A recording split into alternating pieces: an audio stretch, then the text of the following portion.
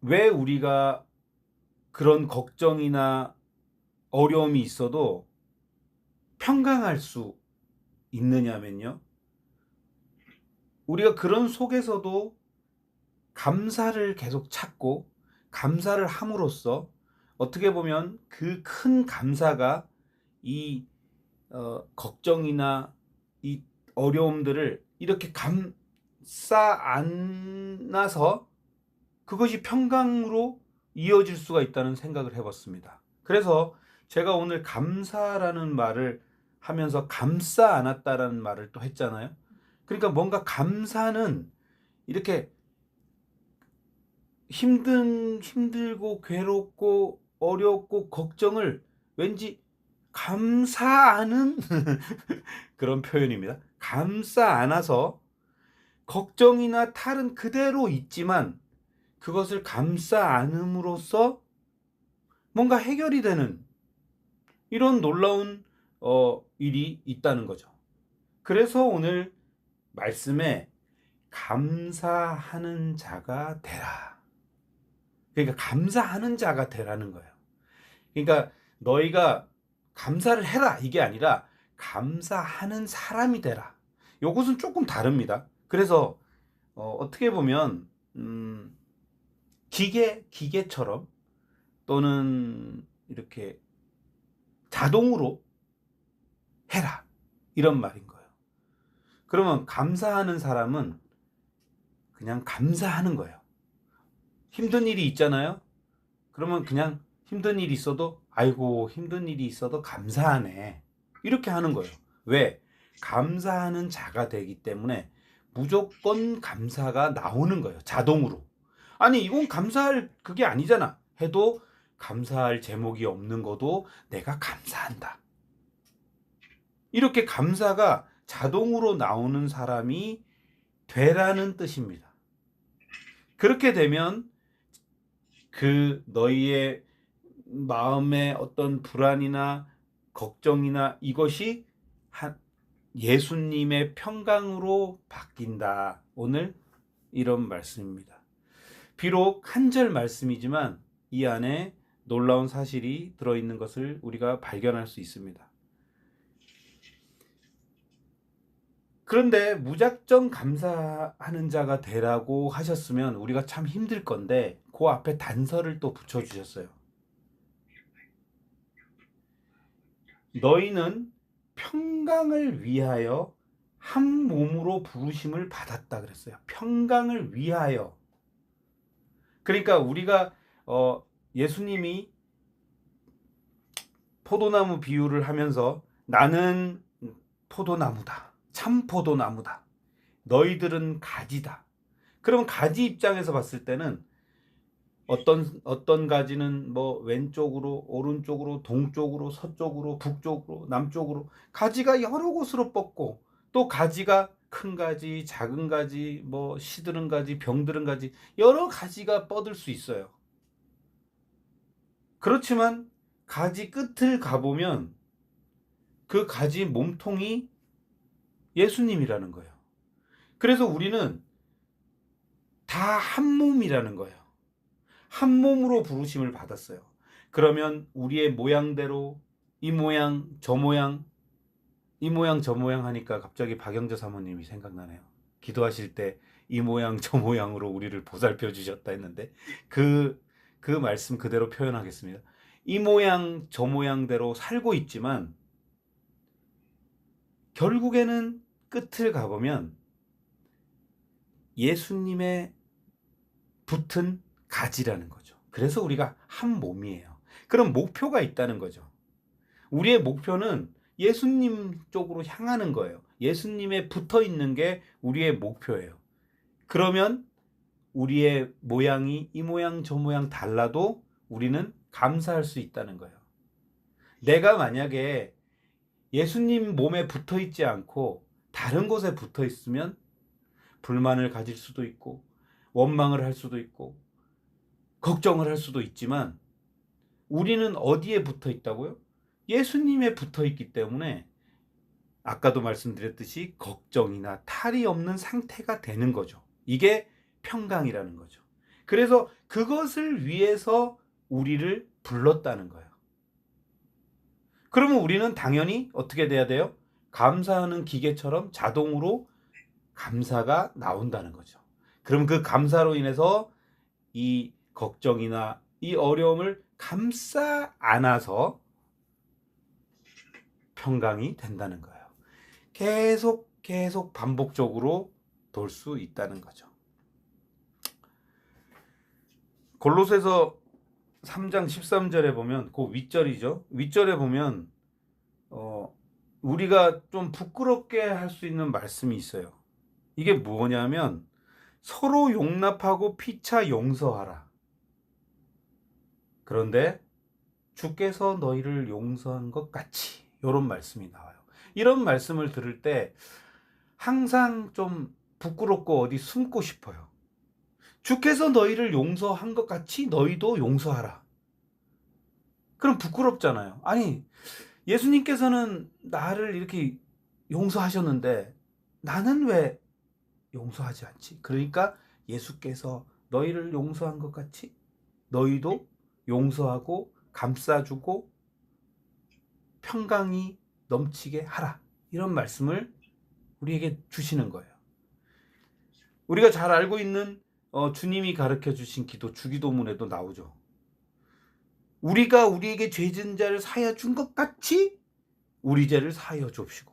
그럼 반대로 얘기하면 우리가 우리에게 죄 지은 자를 사하여 주지 않았으니까 우리 죄는 사해 줄 수가 없네요. 이런 말하고 똑같습니다. 여기도 마찬가지로 우리가 용납하고 피차 용서를 안 했으니 주께서도 너희를 용서하지 않겠다. 이걸 반대로 얘기하면 참 무서운 얘기가 되고, 우리가 바로 이 말씀을 접하기에 저는 항상 부끄러움과 이 낮아짐이 있어요. 그렇지만 하나님의 말씀을 우리가 지켜야 되지만 더 중요한 것은 지키려고 노력하는 것도 중요하다는 거죠. 우리가 완벽할 수 없잖아요. 말씀 앞에 비추었을 때 우리가 완벽해요? 율법을 지킵니까? 어려울 수밖에 없어요. 이 세상을 살면 힘들 수밖에 없어요. 그런데 우리에게 희망이 있다면, 우리에게 소망이 있다면 우리가 그것을 지키려고 노력을 한다는 것에 우리는 희망을 둘 수 있다는 거죠. 우리가 다른 사람을 감싸 안을 수가 없어요. 그리고 우리의 삶에 감사를 할 수가 없어요. 감사하는 자가 되라고 했는데 어떻게 감사하는 자가 돼? 이렇게 해도 우리가 감사를 하라고? 그렇지만 제가 조금 한 발 나서서 노력을 해보겠습니다. 어려움이나 걱정이 있지만 아이고 이거 어떡하냐 이렇게 있지만 제가 조금 일어서서 이 어려움을 이겨내려고 하려는 그 모습이 비춰졌을 때 예수님께서 기뻐하신다는 거고 힘을 주신다는 것을 우리가 믿어야 됩니다. 마태복음 18장 21절 이하절에 유명한 그 비유의 말씀이 있죠. 만달란트 비유라고 있습니다. 그 만달란트 비유는 알고 계시죠? 예수님께서 주인이 종들이 있는데 그 종에게 만달란트를 갚지 말라고 탕감을 해주는 거잖아요. 그런데 그 만달란트 빚진 자가 그 탕감을 받고 바로 나가서 100데나리온 빚진 자의 목을 비틀고 너 빨리 갚아, 안 갚으면 죽여버리겠다, 이렇게 한 거잖아요. 그래서 그 사람이 너무 억울해서 다시 주인한테 가서 제가 저 사람한테 이런 일을 당했습니다. 그러니까 다시 주인이 만달란트 너 와 해가지고 너 이거 다시 갚아, 이렇게 한 거잖아요. 근데 이게 왜 이렇게 비유를 하셨냐면 엄청난 금액입니다. 이게 우리가 알고 있듯이 나중에 이걸 또 제가 한번 말씀을 또 요 주제로 할 건데 1데나리온이 품삯이에요. 하루 품삯이니까 대충 그냥 뭐 요새 품삯이 비싸졌다 하더라도 그냥 10만 원으로 잡읍시다. 1데나리온이 10만 원인데 100데나리온이면 약 한 1,000만 원 되는 거예요. 그런데 1달란트는 6천 데나리온이래요. 이렇게 뭐 찾아보면 뭐 여러 가지 말들이 있습니다. 6천 데나리온도 있고 뭐 만 데나리온도 있는데 그냥 일단 6천 데나리온이라고 하면 대충 한 6조 정도 되는 거예요. 6조. 6조에서 한 10조 정도 됩니다. 또 어떤 사람은 뭐 60조라고 하는 사람도 있어요. 그런데 그 몇 조 단위가 가면 사실은 우리가 개인이 갚는 것도 아니고 어떤 나라가 갚아야 될 정도의 빚입니다. 나라가 뭐 몇 조 이런 거는 나라가 갚아야 되잖아요. 우리가 갚을 수가 없잖아요. 그 정도로 탕감을 해줬는데 한 1,000만 원 정도를 내놔라 이렇게 했다는 비유거든요. 그러니까 예수님께서 우리의 죄를 탕감을 해주셨어요. 십자가의 피로써. 그 죄는 생명, 목숨값이잖아요. 그러니까 우리의 목숨값이 어떻게 보면 한 10조나 뭐 60조 된다는 거예요. 뭐 그럴 수 있잖아요. 그것보다 더 귀하겠죠. 그 정도를 갚아주셨는데 우리는 뒤돌아서 용서해주지 못한다. 그 비유거든요. 그래서 이런 말씀을 하실 때 우리가 부끄러움을 느끼고 이 말씀을 잘 읽고 싶지 않을 때가 있어요. 왜? 요건 좀, 이게 난데 내가 좀 피해가고 싶은 말씀들이 있잖아요. 그런 말씀들이. 그렇지만 우리가 피해가더라도 좀 지키려고 노력을 할 수는 있다는 거죠.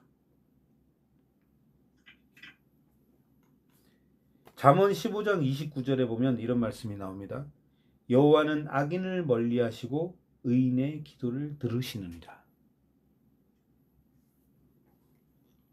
우리 마음속에 그리스도의 평강이 있으면 감사하는 자가 될 수 있습니다. 반대로 그리스도의 평강이 없으면 감사할 수가 없어요. 그런데 평강이라는 게 어디서부터 왔느냐도 중요합니다. 이게 from 예수예요. 예수님으로부터 온 평강이어야만 우리가 감사할 수 있고 용서할 수 있고 덮어줄 수 있어요. 다른 데서 온 것은 잠시 감사할 수 있고 잠시 평강할 수 있으나 지속될 수가 없어요. 왜? 그 가지의 근본이 어디냐고 봤을 때 그냥 가지가 꺾여져서 잠시 화병에 꽂힌 그 꽃처럼 나는 평강이다. 평안해. 그런데 그 평안이 길 수가 없어요. 우리가 꺾은 화병에 놓인 그 꽃은 누가 봐도 쟤는 2, 3일 후면 시들어지겠다. 조금 더 이렇게 수분을 하면 그래도 일주일 되면 시들어지겠다. 누구나 다 알아요. 하지만 그 가지가 큰 나무에 잘 붙어 있으면 누가 봐도 저 가지는 내년에도 또 열매를 맺겠네. 내년에도 저 가지에서 또 새싹이 나겠네. 누구도 알 수 있는 거예요. 그 말씀을 오늘 해주신 거죠. 그래서 그리스도의 평강이 우리 속에 있으면 우리는 감사하는 자가 될 수 있다는 거죠. 아멘. 자, 오늘 좀 말씀을 줄일까 합니다. 고린도후서 4장 16절에 보면 이런 말씀이 나옵니다. 우리가 낙심하지 아니하노니 우리의 겉사람은 낡아지나 우리의 속사람은 날로 새로워지도다. 비록 우리가 세월이 가면 늙을 수밖에 없어요. 물론 뭐 제가 늙는다는 거 우리 신목사님 앞에서 할 얘기는 아니겠지만 사람은 누구나 어느 시점이 지나면 늙을 수밖에 없어요. 어떻게 보면 하나님 앞에 부름을 받는 날짜가 점점 가까워진다는 거죠. 세상적으로 얘기하면 죽음으로 점점 가까워지고 있어요. 그런데 우리가 그러면 앉아서 나는 이제부터 죽어지는구나. 이제 늙어가는구나. 죽음으로 가는 기차를 타고 내가 있구나. 이렇게 생각하는 것은 세상적인 거죠. 그렇지만 성경에는 어떻게 말씀하셨어요? 겉사람은 낡아지나 우리의 속사람은 날로 새로워지도다. 이 말씀을 그대로 직역을 하면 몸은 늙으나 정신은 점점 새로워진다는 거예요. 그러면 오히려 감사할 제목이 있는 거예요. 내가 한 해가 지났잖아요. 그러면 내 몸은 늙었지만 내 속사람은 어떻게 됐어요? 새로워졌어요. 그러면 10년이 지났어요. 내 몸이 10년 늙었어요. 하지만 내 속사람은 어떻게 돼요? 10년 새로워지는 거예요. 놀라운 말씀이에요. 그래서 우리가 나이가 들면 어린아이가 된다는 거 그렇게 하면 안 돼요. 나이가 들면 점점 지혜로워지고 점점 새로워지는 거예요. 저도 이제 50대 후반으로 가는데 하루하루 아침에 일어날 때보다 찌뿌둥하고 몸이 힘들고 예전 같지 않아요. 뭐 힘을 써도 잘 뭐가 안 되고. 당연한 거예요. 말씀해 보면 당연한 거예요. 그런데 생각은 어때요? 좀 더 지혜로워지고 명철해지고 하나님을 더 가까이 가야겠다. 내가 이렇게 살아서는 안 되지. 이런 회복도 빠르고 감사함도 늘고. 그래서 세월이 지나지만 우리의 속사람은 날로 새로워지는 거예요. 그 속에 그리스도의 평강이 있고 그 속에 나의 감사가 늘어나는 거예요. 그래서 어느 날 나를 돌아봤을 때 내가 감사하는 자가 되어 있네. 어떤 일에도 내가 감사를 하고 있네. 이런 상황에서도 감사를 한다고? 나 정말 대단한 사람이네. 이렇게 우리가 고백할 수 있는 거예요. 우리가 스스로 한번 해보세요. 나 감사하는 사람이 됐네. 해보세요. 시작. 나 감사하는 사람이 됐네. 내가 이렇게 되다니 내가 이렇게 되다니 하나님 감사합니다. 하나님 감사합니다. 이제 더 감사한 사람이 되겠습니다. 네. 여러분들의 고백이 저의 고백이고 여러분들의 고백이 우리가 하늘나라 갈 때까지 이어지는 고백이 되기를 바라겠습니다. 오늘 말씀을 줄이겠습니다. 감사합니다. 감사합니다. 아멘.